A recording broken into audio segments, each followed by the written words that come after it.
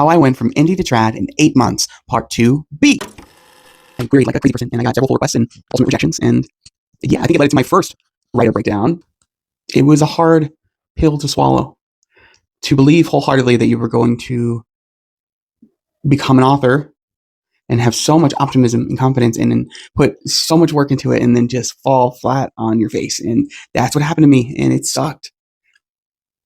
But about halfway through that book, I was like, what if I started reading Malazan?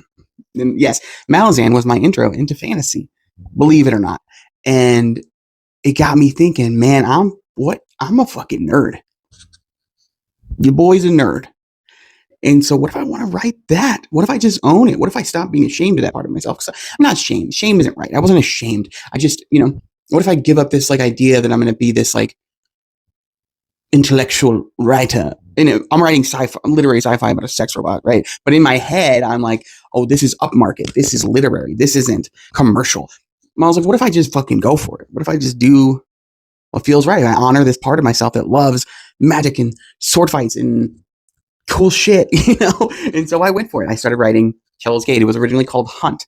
And after the breakdown, threw myself into that story and had the most fun I'd ever had. I just loved it. I loved it. And I loved all my other books too, but Hell's Gate, it was like, I felt like I had found my home. So I stayed.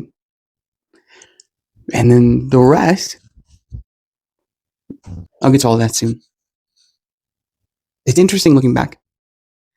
It's really interesting looking back because I think I would have been so happy if Stoneheart was the third book. If We Are Not Afraid, that's actually inspired this tattoo. My first book, We Are Not Afraid, was my dystopian superhero novel. And I think I would have been so happy if that was picked up. I would have been so happy if Stoneheart was picked up. I would have been over the moon if June Was Not a Sex Robot was picked up. But I'm so glad they weren't.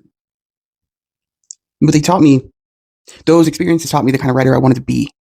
They gave me the time to study and learn and read so many books that I could figure out what it is I even liked. And I'm not going to, before I was like 25, I didn't have a fully formed brain. So like, that's important too.